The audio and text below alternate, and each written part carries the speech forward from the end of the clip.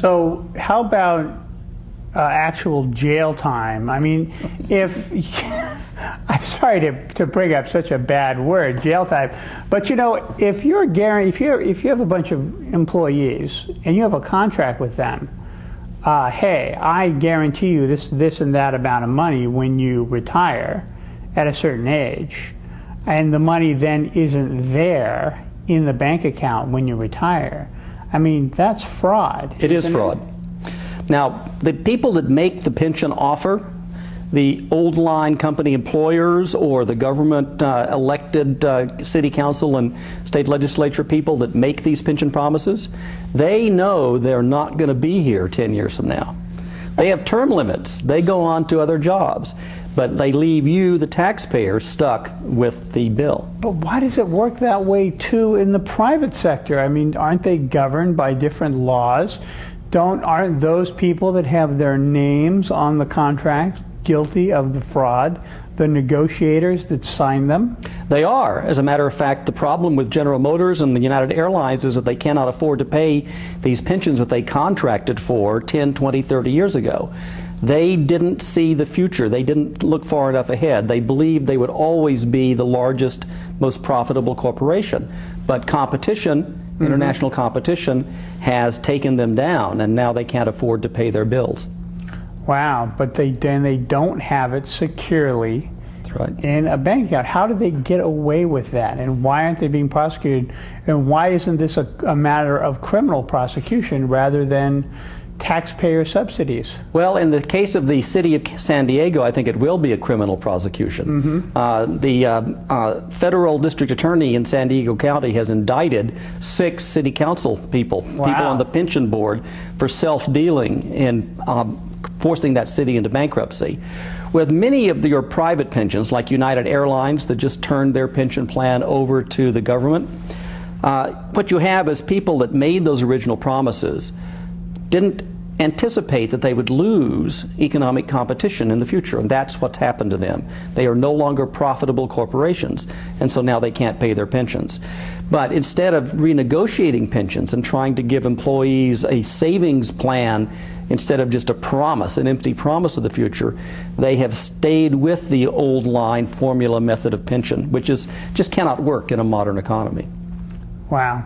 So you explain what self-dealing is and explain what's going on there in San Diego. Self-dealing is the problem that you have when a person pretends to be making a hard bargain, an arm's length, true negotiation, but in fact the same special interest is on both sides of the bargaining table. And so obviously the deal that is struck is one that is in the self-interest of that particular group of people, the employees in this case. And the people that have to pay the bill are the taxpayers. They're not even represented. We like to pretend that people that are elected to public office represent the taxpayers.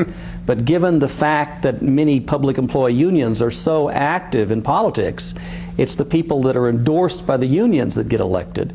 And then the unions negotiate their pensions and their salaries with those same people. Now, what can be done? What can we do? What's the solution? As an economist, I mean, I have my route, which is jail, so that people won't do that in the future. You know, people won't commit fraud in the future. But what can we do now? Well, the one honorable way to both keep the promises that have been made and to reduce the future cost of pensions is to turn over increasing public services, trash collection, even fire protection, to private corporations. It's possible for a government to enter into a contract with a private company to pick up the trash. Those people do not need to be government workers. If you could turn it over to a private company, then the private company could address its payroll costs and its pension costs. They wouldn't be a burden on the taxpayers. You'd simply pay the annual fee to have that company do the service. Reducing the number of public employees. There is not any good reason why the library system that serves the public needs to be staffed with government employees. These things can be done in the private sector with a contract that we make with them to serve the public, and that way we can limit the cost to the taxpayer to the annual cost of the services and not make a bunch of unfundable promises that we cannot keep. If major changes don't happen, though, how much would taxes have to be raised to fulfill those promises? We're talking about a tax increase for California of at least 20%. Wow. We're talking about the sales tax in California needing to go up to something closer to 10%. We're talking about increases in real estate taxes, although under Proposition 13, we won't do that on homeowners.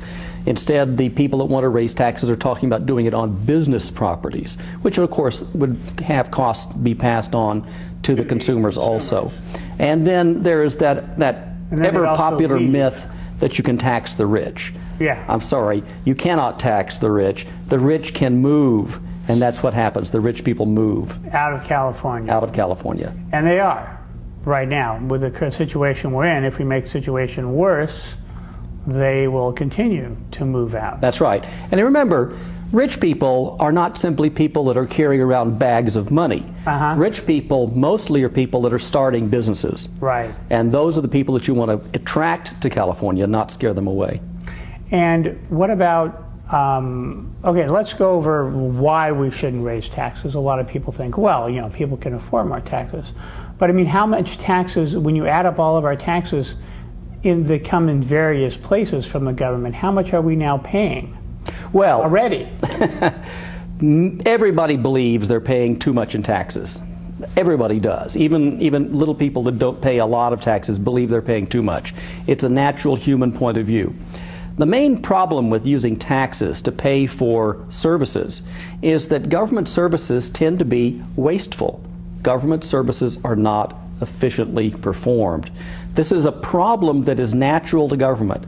There is no profit system in there to help guide managers on how to save costs, how to reduce costs. And so when you start using taxes to buy government services, you end up simply getting an inefficient and very costly government service, and there's a natural tendency to want to increase the number of employees. Every union wants to increase the number of members, and so they lobby for more employees. This causes the expense of government to keep on going up.